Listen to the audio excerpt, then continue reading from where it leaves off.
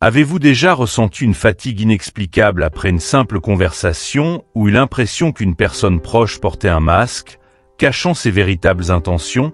Ces moments troublants, où quelque chose semble décalé, sans que vous puissiez exactement mettre le doigt dessus, ne sont pas anodins. Ce que vous ressentez pourrait être le signe d'une influence négative dans votre vie. Dans cette vidéo, nous allons plonger au cœur de 11 signes révélateurs indiquant qu'une personne mal intentionnée pourrait se trouver dans votre entourage. Ces individus ne se montrent pas toujours sous leur vrai jour. Ils s'infiltrent subtilement, sapant votre énergie, créant des tensions invisibles et tissant un climat de négativité qui finit par affecter votre bien-être émotionnel et mental. Ce sujet est plus crucial que jamais. Dans un monde où nos relations sont de plus en plus nombreuses et complexes, il devient vital de savoir différencier les connexions saines de celles qui nuisent à notre équilibre. La philosophie stoïcienne, qui a traversé les siècles avec ses enseignements intemporels, nous offre des outils précieux pour cela. Elle nous apprend que pour préserver notre paix intérieure, nous devons observer les comportements des autres avec un œil avisé et ne pas nous laisser emporter par les apparences ou les émotions. Reconnaître les intentions cachées derrière certaines attitudes est une compétence clé pour construire des relations fondées sur la confiance et la bienveillance. Imaginez pouvoir identifier ces signes avant qu'ils n'aient un impact sur votre vie. Pensez à ce que cela changerait. Moins de stress, plus de clarté, et surtout, la capacité de poser des limites fermes pour protéger votre espace personnel. Chaque signe que nous allons aborder sera comme une lumière, vous aidant à discerner ce qui est parfois difficile à voir, même à l'œil nu.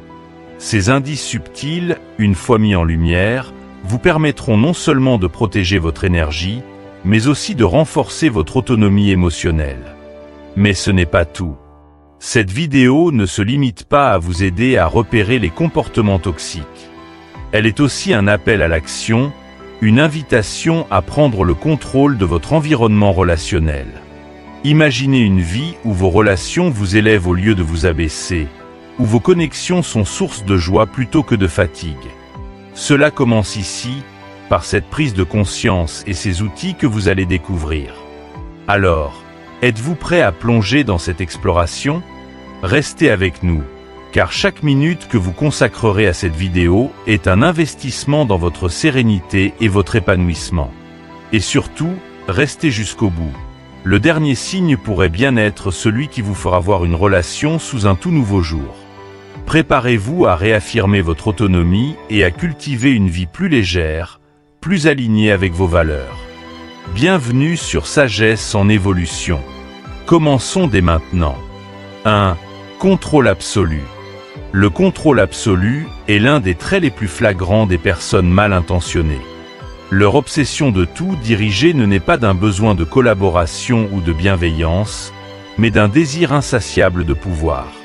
Ces individus manipulent subtilement ou ouvertement les situations, imposent leurs décisions comme des vérités absolues, et s'appuient souvent sur des tactiques de domination émotionnelle pour asseoir leur emprise.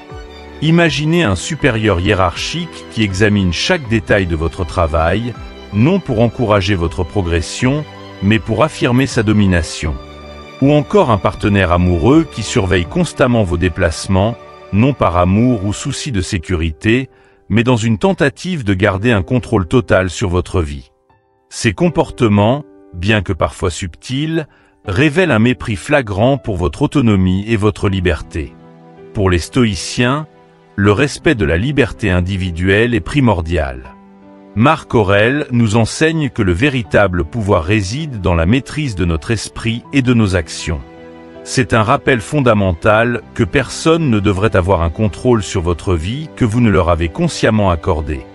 Pourtant, ces individus cherchent à vous faire croire que vous n'avez pas d'autre choix que de vous plier à leurs exigences. Ils utilisent des outils puissants, comme le chantage émotionnel. Si tu m'aimais vraiment, tu ferais ça pour moi, ou créent des règles strictes, rendant toute opposition presque impossible. Ce besoin compulsif de tout contrôler n'est pas seulement un acte d'autorité. Il reflète souvent une insécurité profonde. Ils croient que leur valeur personnelle dépend de leur capacité à diriger les autres. Un exemple frappant peut être trouvé dans les relations personnelles. Imaginez un ami qui décide systématiquement de l'endroit où vous allez dîner, des activités que vous pratiquez ensemble et même des sujets de conversation. Si vous proposez une alternative, cette personne réagit avec colère ou irritation, cherchant à vous culpabiliser pour avoir exprimé votre opinion. Ce type de comportement ne laisse pas de place à l'échange ou au respect mutuel. Progressivement, cela peut éroder votre estime de soi et vous amener à douter de la légitimité de vos propres choix. Les stoïciens encouragent la mise en place de limites claires et rationnelles face à ces comportements. Reconnaître qu'une personne tente de s'immiscer dans votre liberté est la première étape pour vous en libérer. Par exemple, si un collègue ou un supérieur impose constamment des tâches non prévues, vous pouvez répondre calmement mais fermement « J'ai besoin de prioriser mes engagements actuels. Je ne peux pas accepter une nouvelle tâche pour l'instant. » Ce simple acte de poser une limite protège non seulement votre espace mental, mais renforce aussi votre sentiment d'autonomie. Un autre aspect à surveiller est leur tendance à manipuler subtilement vos émotions pour maintenir le contrôle. Ils peuvent se poser en victime pour susciter de la pitié ou inverser les rôles pour vous faire sentir coupable de ne pas répondre à leurs attentes. Ces techniques, souvent utilisées par des partenaires ou des amis proches, sont des drapeaux rouges qui indiquent une tentative de domination. Imaginez un conjoint qui insiste pour avoir accès à votre téléphone et vos courriels, non pas par souci de transparence, mais pour surveiller vos interactions. Ce type de comportement n'est pas une preuve d'amour, mais une invasion flagrante de votre intimité. Le stoïcisme nous enseigne que nous ne contrôlons pas les actions des autres, mais que nous avons un contrôle total sur notre manière d'y répondre. Il est donc essentiel de prendre du recul et de se demander « Est-ce que ce comportement respecte mes valeurs et ma liberté ?» Si la réponse est non, il est temps d'agir. La clé est de rester calme et centré sur vos principes, sans vous laisser entraîner dans des conflits émotionnels inutiles. L'emprise que ces personnes exercent peut être insidieuse, érodant peu à peu votre capacité à penser et agir librement. Mais il est important de se rappeler que leur pouvoir n'existe que dans les limites que vous leur accordez. Poser des limites fermes n'est pas un acte d'agression, mais un acte de respect envers vous-même.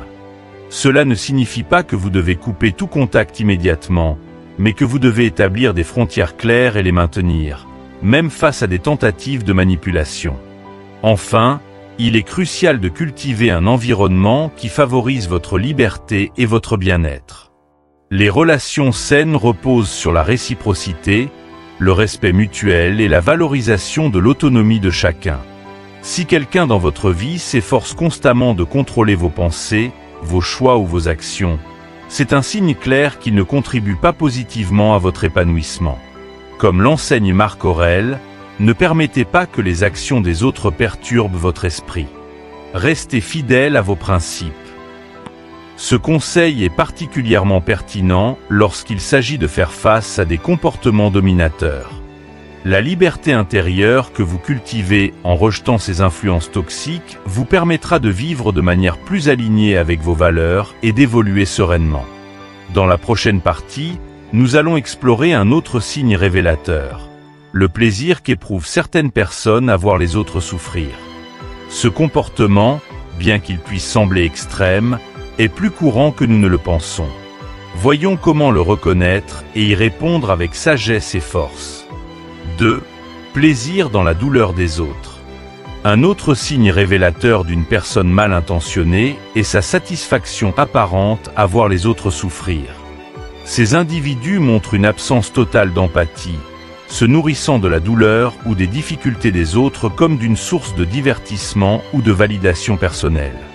Ce comportement peut se manifester de multiples façons, parfois de manière évidente, comme des moqueries ouvertes, et d'autres fois de manière plus subtile, sous la forme de commentaires passifs-agressifs ou de plaisanteries blessantes déguisées en humour.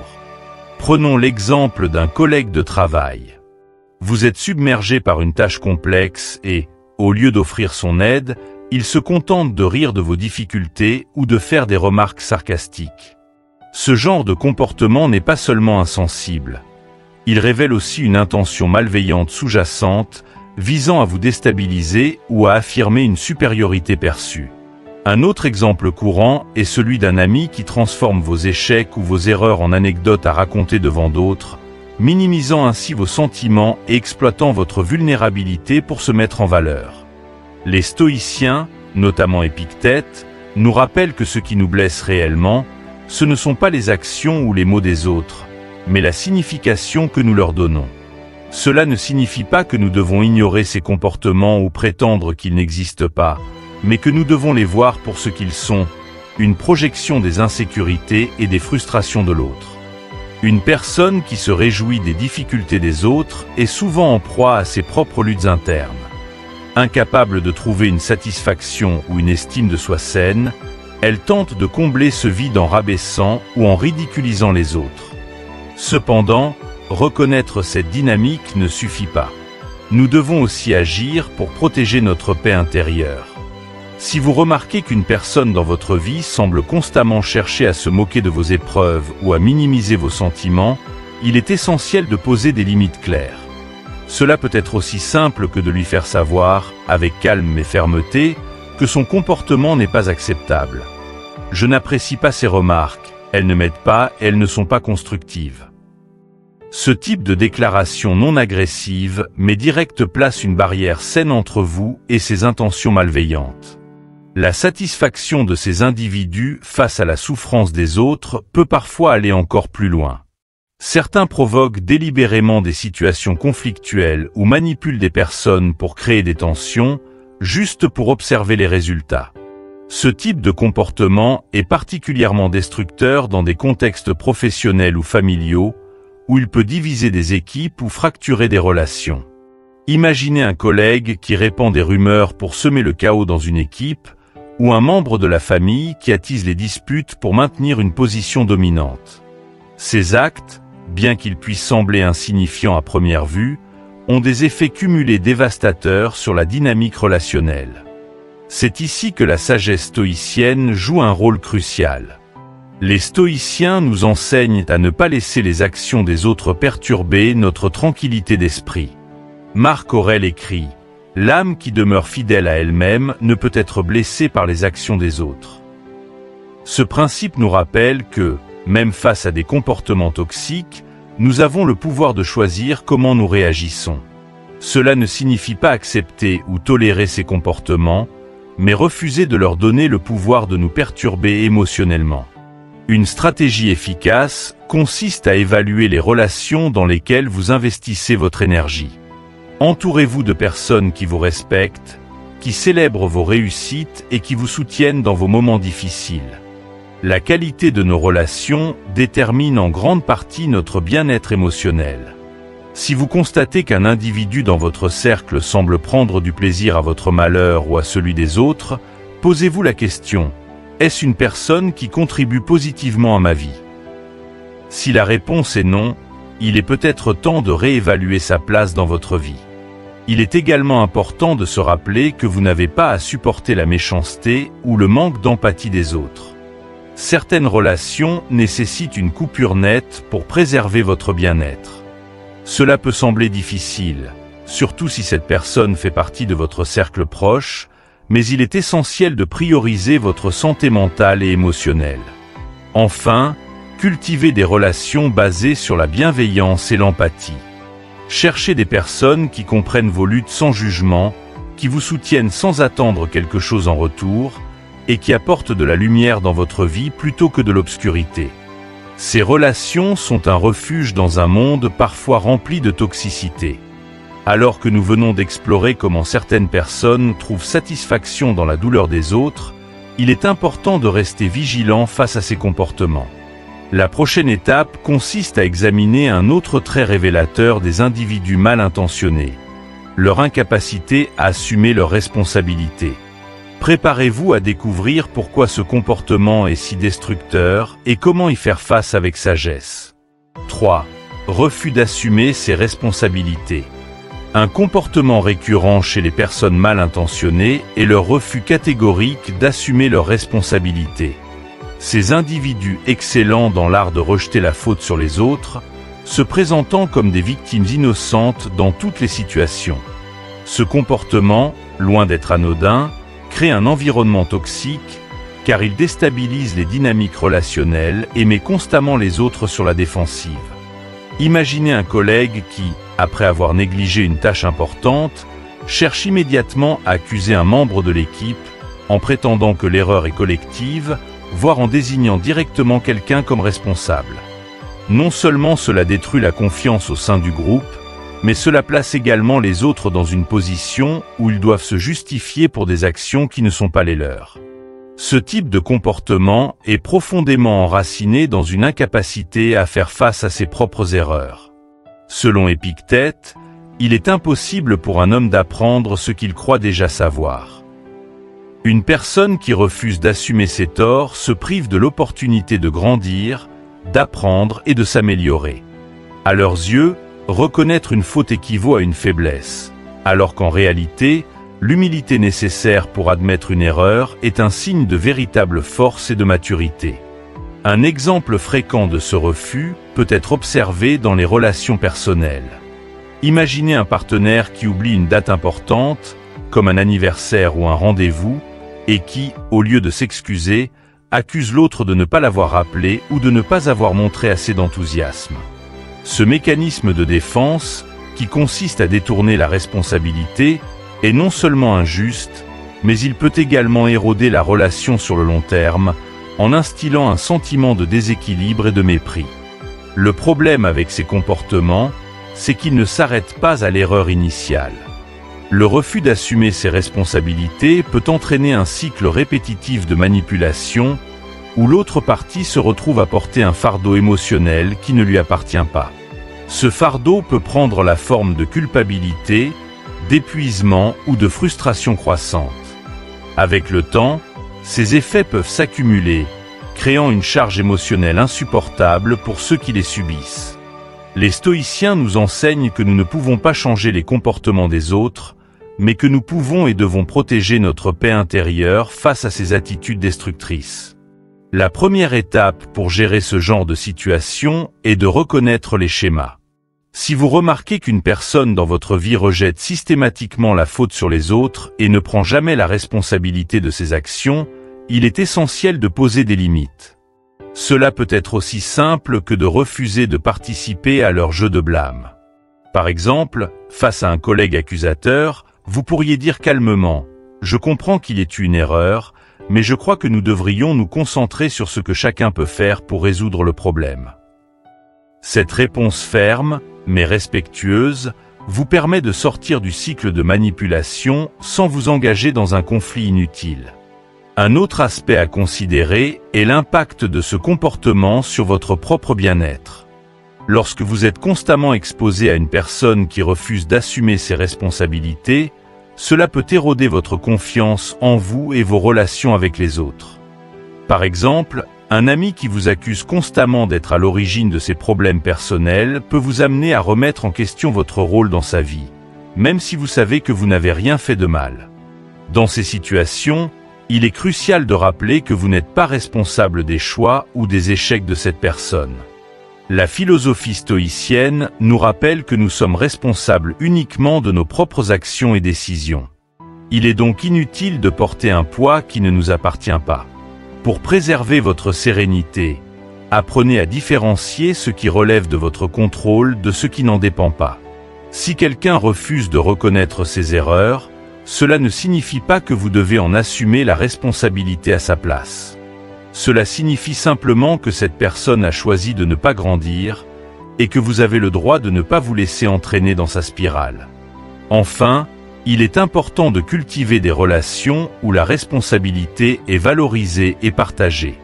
Les relations saines reposent sur un équilibre où chacun accepte ses torts et célèbre ses réussites de manière équitable. Si vous constatez qu'une relation est constamment déséquilibrée, où vous êtes toujours celui ou celle qui doit s'excuser ou se justifier, il est peut-être temps de réévaluer cette dynamique.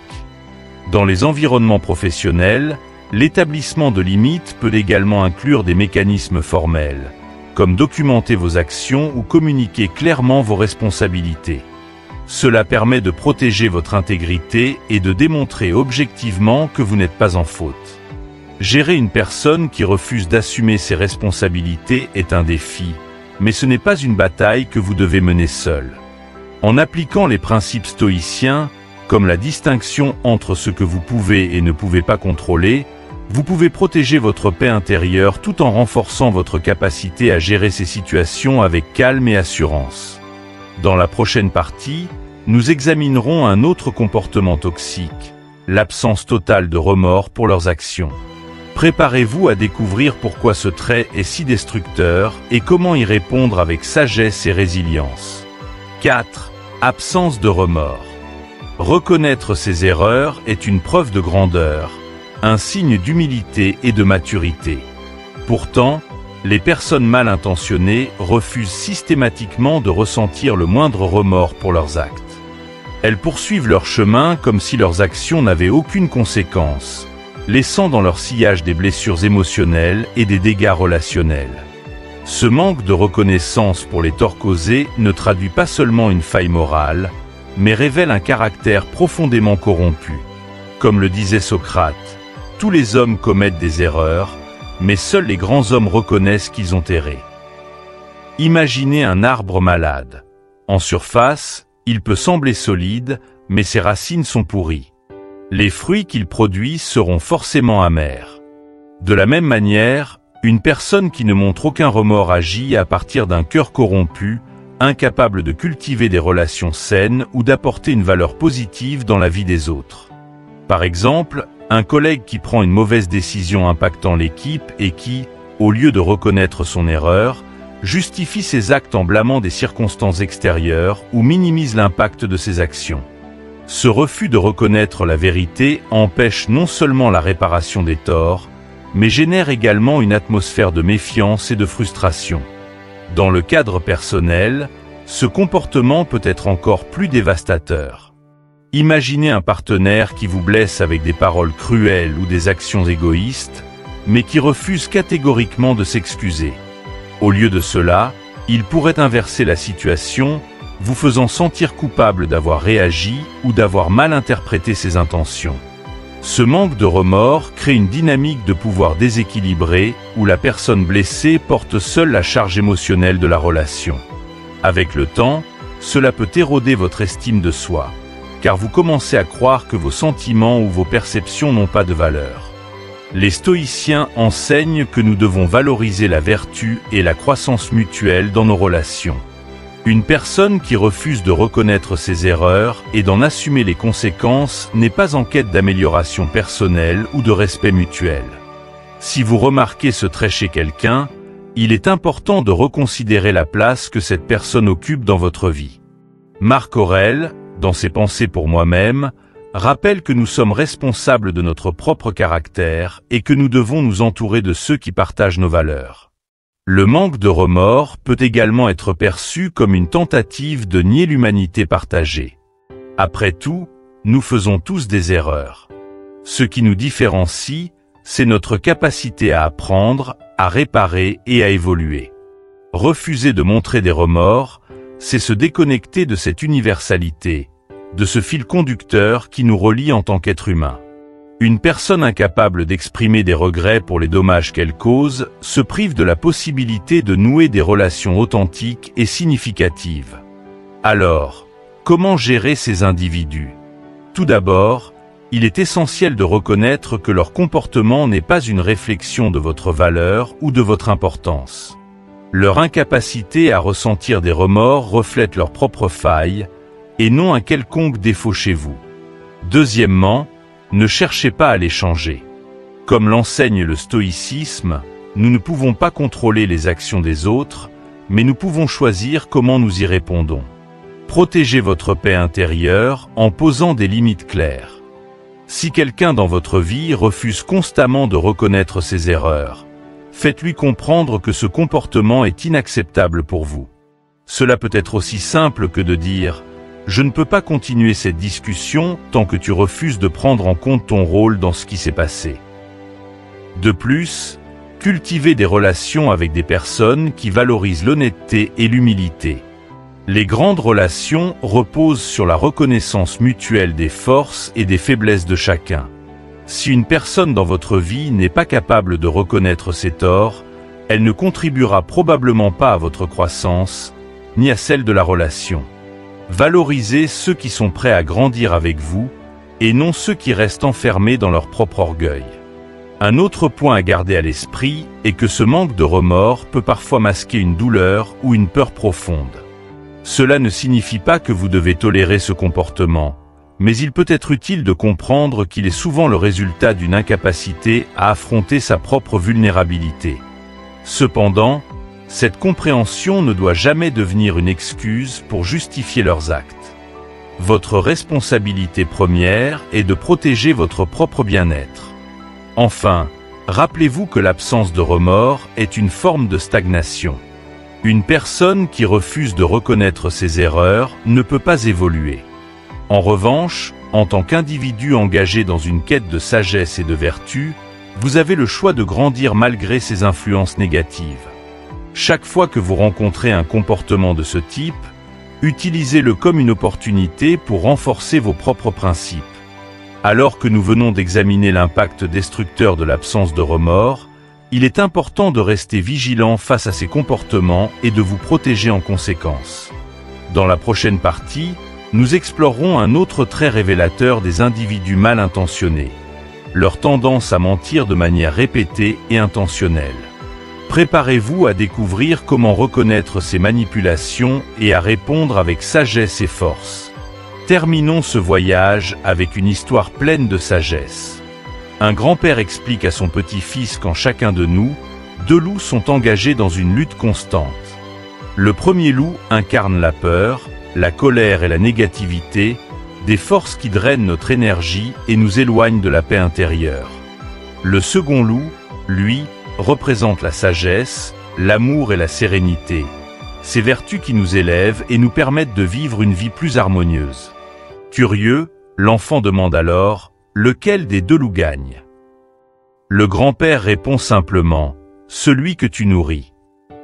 Chaque jour, vos choix, vos pensées et vos actions déterminent quel loup vous choisissez de nourrir.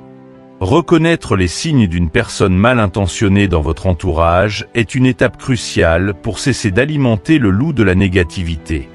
Ces individus, par leur comportement toxique et destructeur, cherchent souvent à ébranler votre équilibre, à cultiver des doutes en vous et à drainer votre énergie émotionnelle.